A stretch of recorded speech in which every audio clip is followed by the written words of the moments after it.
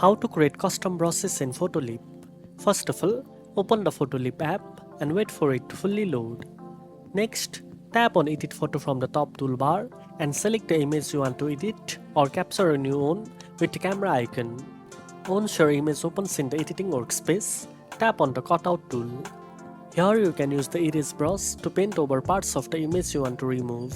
Adjust the brush size for precise control, small for detailed areas, larger for broadened strokes.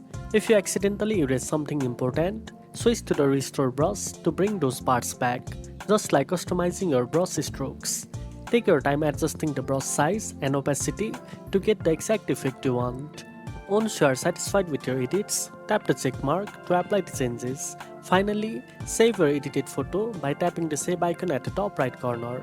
And that's it. Now you know how to create custom brushes in Photoleap. If you found this video helpful, don't forget to like, share and subscribe for more editing tips. Thanks for watching and I'll see you in the next one.